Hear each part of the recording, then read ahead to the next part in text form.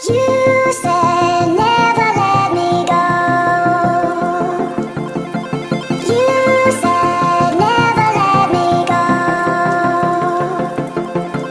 You said never let me go. You said never let me go. You said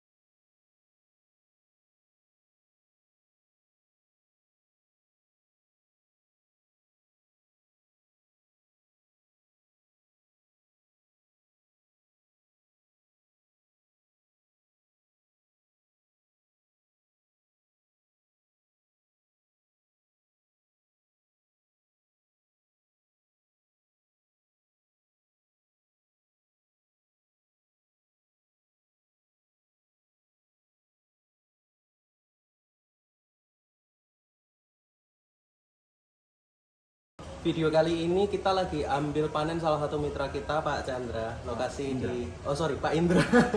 Pak Indra, lokasi di Rungkut, Surabaya. Jadi nggak jauh-jauh juga dari kantor kita. Pak Indra ini sudah bergabung kurang lebih ada berapa lama, Pak?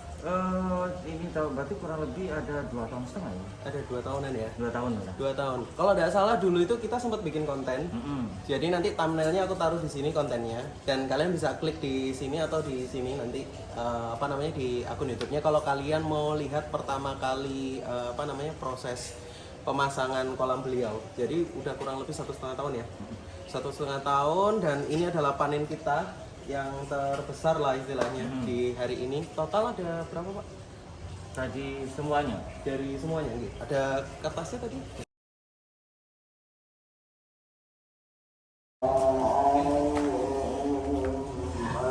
Nah, teman-teman, hasil panennya untuk saat ini kurang lebih ini ada rekapan datanya ya.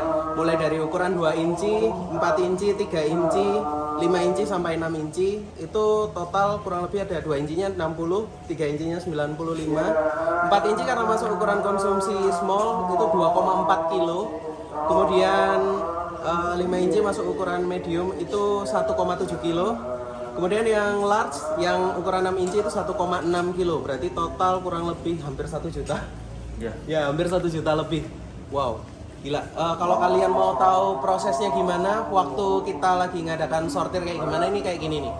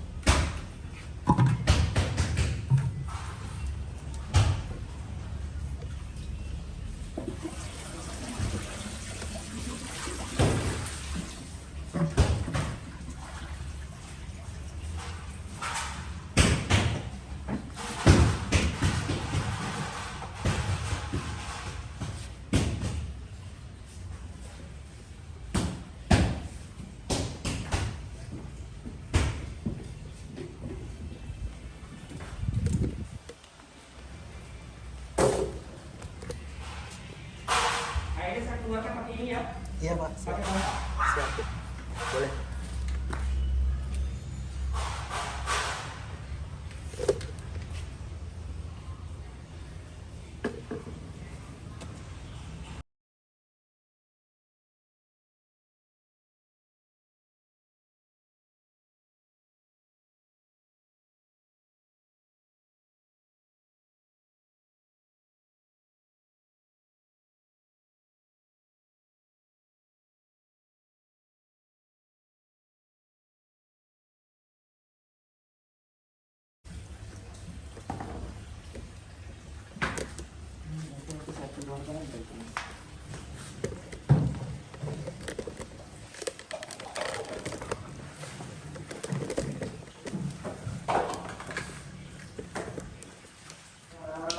Oke, kayak gitu ya.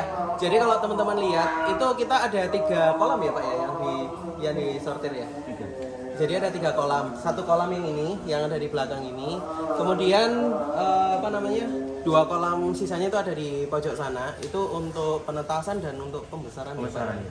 Dan akaran kecil. Nah kalau teman-teman pengen tahu lobster air tawar yang dipanen ukuran konsumsinya itu sampai seberapa, ini aku ambilin ya. Jadi teman-teman bisa lihat nih. Ini panen kiloannya beliau, panen konsumsinya beliau, cuy. Dan kurang lebih ini ada berapa kali panen, Pak? Ini yang keempat ini. Ini panen yang keempat, cuy. Panen keempat dan rata-rata lebih dari ini ya, Pak. Ya, ini kan. Nah, mungkin kalau misalkan teman-teman penasaran soal kolamnya beliau, kan mungkin diantara kalian ada yang baru mulai, terus ada yang mungkin ada kendala kematian dan lain-lain.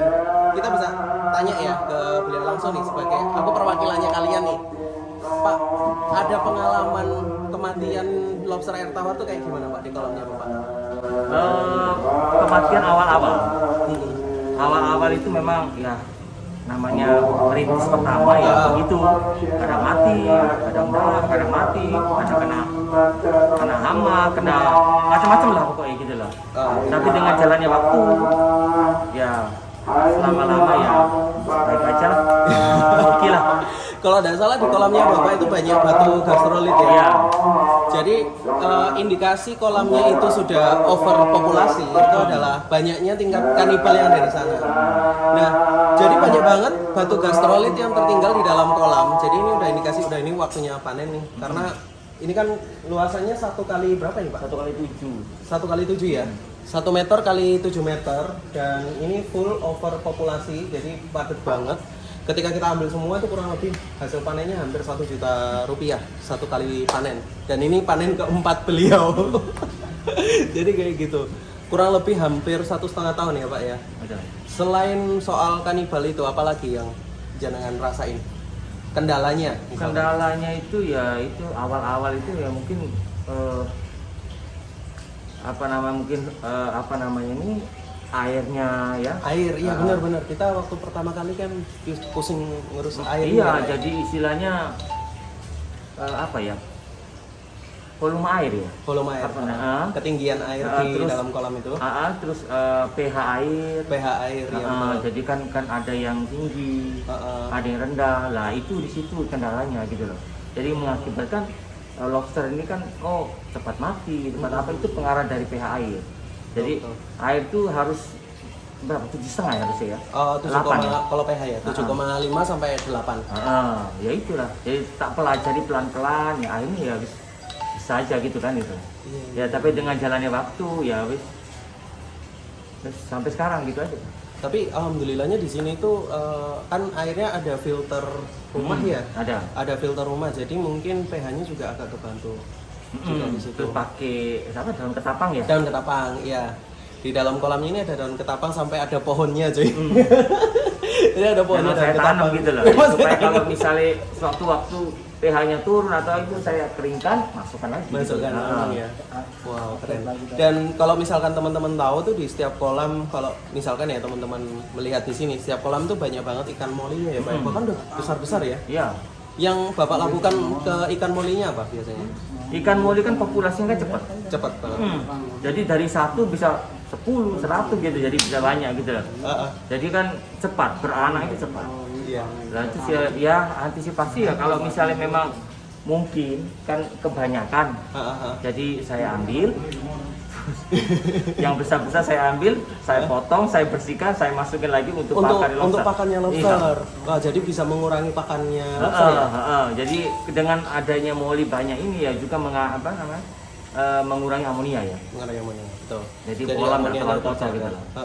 Dan ketika aku datang nih kolamnya bersih. Bening. Jadi bening, airnya bening. Terus memang melumut ya, tapi kolamnya ini udah jadi teman-teman. Memang untuk mengadaptasikan kolam itu butuh waktu dan nggak gampang. Tapi ketika begitu sudah lancar semuanya, insya Allah sih cepat. Kurang lebih ini panen keempat loh, berarti hampir 3 bulan 4 bulanan Pak. Berarti. Iya, kurang lebih 4 bulan estimasinya ya. Estimasinya 4 bulan sekali, 4 bulan sekali gitu ya. 4 bulan sekali. Nah, ini keren banget. Mungkin selain itu ya, apa yang mungkin jadi kendala Bapak? Tadi kan kita ngobrolin soal air sudah tuh. Terus kita sudah ngobrolin soal populasi tuh, sampai kanibal banyak kan. Selain itu kendalanya apa lagi Pak? Kendalanya kan lobster ini kalau memang sudah cocok air, semuanya cocok, itu populasinya cepat. Nah, cepat. Jadi kita kendalanya istilahnya kolamnya. Nah, jadi kalau kolam ini kalau nggak dibanyakin, nanti takutnya kayak begini, kanibal gitu loh. Iya. Oh iya, tadi waktu kita sortir ada bertelur lagi berapa Pak? Ada 8 ya? 8 ya, ada 8 ya kalau nggak salah ya. Ada 8 ekor, masih ada 8 ekor bertelur yang kapasitasnya kalau kita hitung-hitung 8 kali 200 ada 1.600 ekor. Kurang lebih yang langsung dipindah ke kolam yang satunya tadi ya. Jadi masih jauh, meskipun ini dihabiskan, masih ada lagi di sana. Ada lagi gitu loh. Jadi nggak habis-habis. Nggak habis-habis. Wah gila, ini sirkulasinya udah jadi. Kita kemarin waktu itu baru sempat bikin konten 1 kali aja. Itu pun juga sebenarnya kita masih bingung ngurusin airnya ya Pak ya waktu itu ya. Kendalanya selalu di air. Air, betul. Nah, buat teman-teman ya mungkin ya yang masih baru mulai atau masih mau belajar, jenengan bisa kasih saran, masukan apa gitu Pak, buat mereka supaya tetap semangat lah istilahnya. Pokoknya intinya begini, kalau misalnya kita usaha ya, kita mau coba budidaya apapun itu, entah lobster, entah ikan, entah apa, pokoknya intinya jangan pantang menyerah.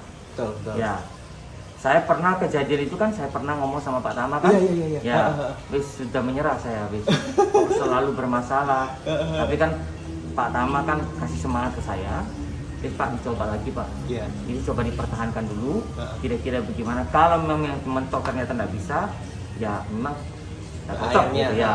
Tapi ternyata ya tak coba lagi, ternyata jadi. Iya sih. Nah gitu loh. Jadi pokoknya apapun, misalnya budidaya apapun, budidaya entah mungkin lobster, ikan atau semacam-macam apa-apa lah. Jadi harus istilahnya pantang menyerah. Betul, kita harus mempelajari kondisi hewannya yang ada di sana juga. Karena begitu pindah lokasi itu pasti banyak yang harus dipersiapkan juga. Untuk menjaga mereka supaya stabil di kondisi yang baru itu juga nggak gampang teman-teman.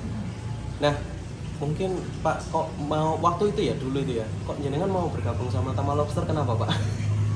Nah, saya iseng-iseng waktu itu ada expo ada pameran ya. Pameran, iya. Expo di mana, Gramedia. Gramedia, oke. Nah, itu kemudian saya lihat-lihat, saya tanya loh, kok saya kan kok tertarik gitu, terus saya tanya sama salesnya, saya tanya bagaimana, kok rasanya kok gampang ya gitu lah. Mbak, makanya waktu itu kan saya tanya, kantornya mana Mbak? Oh ini nanti sini, nanti ya udah langsung ketemu ke sana. Nah saya tanya, dikasih arahan gini-gini sama LC, oke. tak cobain gitu loh, mumpung ada lahan kosong tak coba. Ya udah tak coba 2 paket itu 2 tahun yang lalu ya. 2 tahun yang lalu. Ya udah, 1,8 1 tahun 8 bulan. ya istilah sampai sekarang lah. Sampai sekarang. Ya saya juga terima kasih sama ya Pak Tama terus terangnya gitu ya. Jadi waktu itu padahal kalau memang saya sudah putus asa waktu itu ya sudah lepas ya. Ya sih. Buyar. Iya. Mulainya dari 20 ekor berarti ya, 2 paket itu ya. Iya. 20 ekor. Ini udah lebih-lebih ini. Yang keempat pokoknya. Iya, dan udah panen keempat juga. Wah, itu memang kendalanya ya Pak ya, awal-awal ya. Jadi kalau misalkan teman-teman nonton video testimoni seperti ini tuh yang dilihat jangan berhasilnya dulu. Teman-teman lihat dulu yang soal kendalanya beliau. Jadi pastikan kalian itu ketika mulai pasti akan ngerasain yang sama. Jadi itu juga bukan jadi suatu kendala sebenarnya. Tinggal gimana kita benar-benar gigih waktu budidaya itu. Dan kalau di Tama Lobster kalian bisa tanya ke admin aja. Kalau misalkan bingung atau apa, jangan takut buat tanya gitu loh. Kalau bisa laporan juga setiap 2 hari sekali. Waktu dulu kan jenengan laporan terus ya. Terus setiap hari perkembangannya apa tak laporkan gitu loh. Ini bagaimana Mas? Bagaimana? Iya. Nah, tapi ya ya dari pihak lobster ya datang nyambangi ke sini. Iya. Diajari begini apa ya secara besar diajari gitu loh.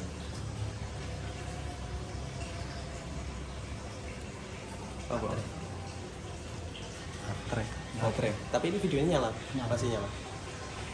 Iya, dan posisinya ketika waktu mulai jalan itu salah satu tambahan lagi buat teman-teman mungkin yang ada di luaran sana itu mencocokkan feel-nya ya Pak ya, benar nggak sih? Mencocokkan feel-nya ketika waktu mulai, terus kemudian baru mulai sama nanti ketika sudah jalan itu kan pasti berbeda. Kalau sekarang itu kan kayak jenengan kasih makan atau apa sudah santai banget ya? Ya jadi enggak terlalu kepikiran lah. Kalau dulu ya sering lihat, malam lihat, pagi lihat, siang malam, tambah kendalanya banyak. Nah, terus dengan seiring jalannya waktu, ya terus pokoknya intinya sekarang kasih makan 2 kali, pagi sama sore itu tak tinggal. Oh, oke. Iya, jadi kalau sekarang udah feel-nya udah gampang lah, udah nemu feel-nya, iya. Jadi kerasanya gampang. Jadi kayak gitu teman-teman. Pesan buat teman-teman nih, kalau misalkan ada teman-teman yang nonton, pesan dari jenengan apa Pak? Pokoknya pesan saya gitu. Jadi kalau misalnya mau budidaya lobster, jangan putus asa, gitu aja. Itu intinya. Pasti di tengah-tengah jalan pasti ada kendala. Iya. Pasti kendalanya, entah kendala apa, air, kendala lobsternya sendiri atau ya apa pasti. Tapi saran saya jangan putus asa. Nah, istilahnya Ingat tidak ya, ada yang apa namanya ya? Nggak ada yang instan. Setiap kita usaha pasti ada hasil. Gitu aja.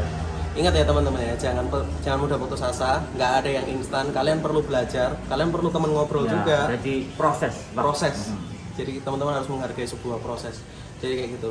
Thank you teman-teman yang sudah nonton. Ini kita mau membawa hasil panennya yang segini banyaknya. Setelah itu nanti mungkin next berikutnya kalau misalkan kalian mau tanya apa seputar budidaya lobster air tawar, kamu bisa tulis di kolom komentar di bawah. Dan jangan lupa ketik like, subscribe, dan nyalain tombol loncengnya. Soalnya yang subscribe baru sekitar 30% dari total penonton yang ada di channel YouTube ini. Kamu subscribe, aku jadi semangat untuk bikin konten-konten berikutnya. Jadi kayak gitu. Thank you semua.